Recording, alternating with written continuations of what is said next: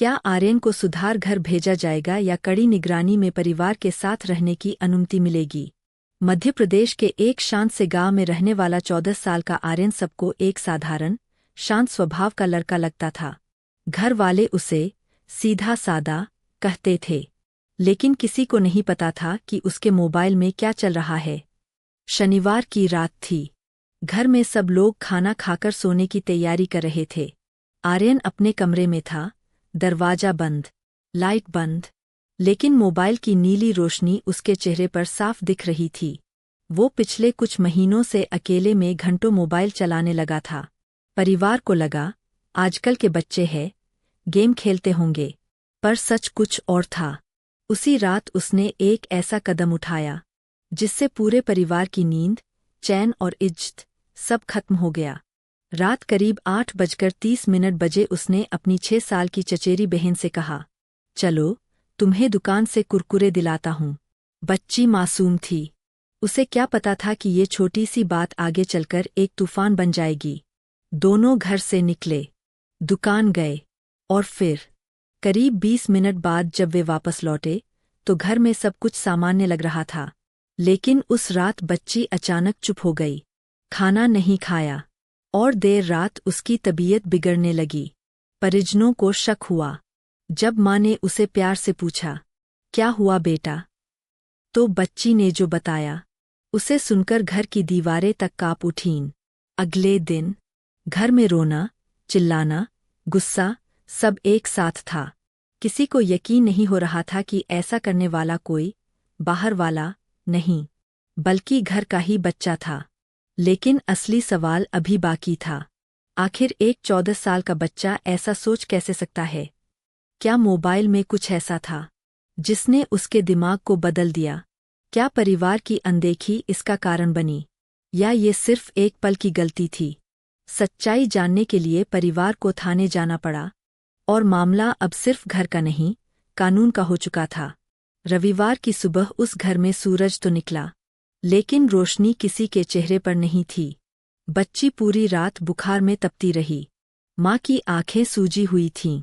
पिता का गुस्सा और दर्द दोनों चुप्पी में बदल चुके थे। लेकिन सबसे ज्यादा सन्नाटा था। आर्यन दरवाजा बंद करके बैठा था, न बाहर आया, न किसी से आंख मिलाई। जब परिजनों ने उसका मोबाइल लिया तो जो सामने आया उसने सबको अंदर तक हिला दिया। घंटों घंटों तक देखे गए आपत्तिजनक वीडियो, सर्च हिस्ट्री में ऐसे शब्द जो एक 14 साल के बच्चे की समझ से बाहर होने चाहिए थे। पिता की उंगलियां कांप रही थीं। माँ रोते हुए सिर्फ एक ही बात कह रही थी, हमें पता ही नहीं चला, ये कब बदल गया? आर्यन पहले चुप रहा, फिर धीरे से बोला, मैंने बस वीडियो देखे थे, मुझे लगा ये सब खेल जैसा है, मुझे समझ नहीं आया कि ये गलत है। उसकी आवाज में डर था, लेकिन जो हो चुका था वो अब सिर्फ नादानी नहीं था। सोमवार को परिवार उसे लेकर थाने पहुंचा। पुलिस ने दोनों पक्षों के बयान लिए। मामला दर्ज हुआ, क्योंकि अब ये सिर्फ परिवार का नहीं, कानून का विषय बन चुका था। आर्यन नाबालिग था, इसलिए उसे बाल संरक्षण कानून के तहत रखा गया। मामला अब बाल न्यायालय में जाएगा।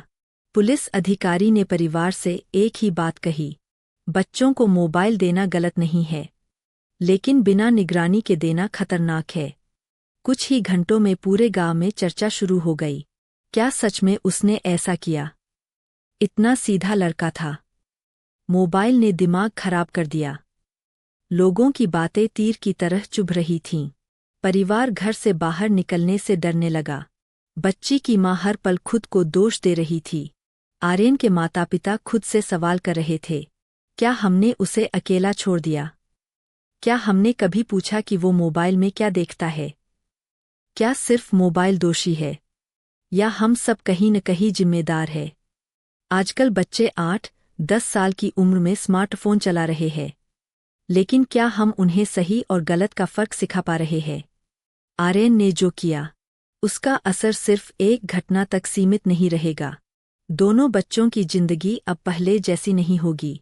लेकिन कहानी यही खत्म नहीं होती। गांव में अब 2 ही बातें हो रही थीं। एक, उस मासूम बच्ची की हालत, और दूसरी, आर्यन का भविष्य। दोनों परिवार एक ही आंगन में रहते थे। अब वही आंगन दो हिस्सों में बंट चुका था। जहाँ कभी साथ में चाय पी जाती थी, अब वहाँ सन्नाटा था। कुछ दिनों बाद मामला बाल न्यायालय पहुंचा। आर्यन को परामर्श केंद्र ले जाया गया। काउंसलर ने उससे घंटों बात की। धीरे धीरे वो खुला। उसने बताया, दोस्तों ने लिंक भेजे थे। पहले डर लगा, फिर आदत बन गई। मैं समझ ही नहीं पाया कि ये असल जिंदगी में नहीं दोहराया जाता। काउंसलर ने रिपोर्ट में लिखा, बच्चे को सही मार्गदर्शन और डिजिटल शिक्षा की सख्त जरूरत थी। परिवार को भी निगरानी और संवाद की कमी रही। उधर मासूम बच्ची अब पहले जैसी नहीं रही। वो कम बोलती थी, अकेले बैठी रहती, कभी कभी अचानक रो पड़ती। डॉक्टर और काउंसलर दोनों उसकी मदद कर रहे थे, पर जो भरोसा टूटा था, उसे भरने में वक्त लगेगा।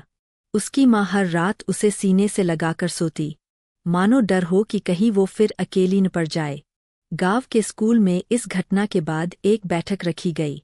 शिक्षकों ने अभिभावकों को बुलाया। प्रधानाचार्य ने कहा, मोबाइल खुद गलत नहीं है, लेकिन बिना समझ के दिया गया मोबाइल बच्चे के दिमाग में गलत तस्वीरें बना सकता है।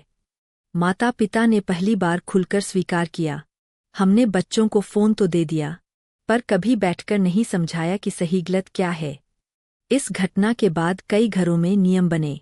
बच्चों के फ़ोन में पेरेंटल लॉक लगाया गया। रात में फ़ोन बाहर रखे जाने लगे। माता पिता ने बच्चों से खुलकर बात करना शुरू किया। लेकिन ये सब बदलाव एक दर्दनाक घटना के बाद ही क्यों हुआ? अदालत का अंतिम निर्णय आना बाकी था। क्या आर्यन को सुधार गृह भेजा जाएगा, या कड़ी निगरानी में परिवार के साथ रहने की अनुमति मिलेगी? और सबसे बड़ा सवाल, क्या ये परिवार फिर कभी पहले जैसा हो पाएगा, जहां होगा अंतिम फैसला और एक ऐसा अंत जो दिल को झकझोर देगा? अदालत में उस दिन गहरा सन्नाटा था। जज ने दोनों पक्षों की बात सुनी, काउंसलर की रिपोर्ट देखी और फिर फैसला सुनाया। चूंकि आरोपी नाबालिग है, उसे सुधारात्मक निगरानी और मनोवैज्ञानिक काउंसलिंग के साथ बाल सुधार कार्यक्रम में शामिल किया जाएगा। साथ ही परिवार को भी अनिवार्य परामर्श सत्र में शामिल होना होगा। जज ने एक बात कही, अगर हम सिर्फ सजा देंगे और सुधार नहीं, तो समाज में ऐसे मामले रुकेंगे नहीं। आर्यन रो रहा था। उसके पिता की आंखों में भी आंसू थे। वो बार बार कह रहे थे, काश हमने समय रहते ध्यान दिया होता। धीरे धीरे घर में बदलाव दिखने लगा। बच्ची की काउंसलिंग जारी रही। वो फिर से स्कूल जाने लगी। उसकी मुस्कान अभी पूरी तरह वापस नहीं आई थी, लेकिन उम्मीद जिंदा थी। आर्यन नियमित परामर्श सत्र में जाने लगा। उसे डिजिटल जिम्मेदारी, भावनात्मक नियंत्रण और रिश्तों की अहमियत समझाई गई। परिवार फिर एक साथ बैठने लगा, पर वो पुराना भरोसा शायद कभी पूरी तरह वापस न आए। गांव वालों ने भी सीखा, बच्चों को सिर्फ खाना और कपड़े देना काफी नहीं है, उन्हें समय, समझ और सही दिशा देना भी जरूरी है। मोबाइल गलत नहीं है, इंटरनेट भी गलत नहीं है, लेकिन बिना निगरानी के दी गई आज़ादी कभी कभी खतरनाक मोड़ ले सकती है। बच्चों से खुलकर बात करें, उन्हें सही गलत समझाएं। उनकी ऑनलाइन दुनिया पर भी उतना ही ध्यान दें जितना उनकी असली दुनिया पर देते हैं।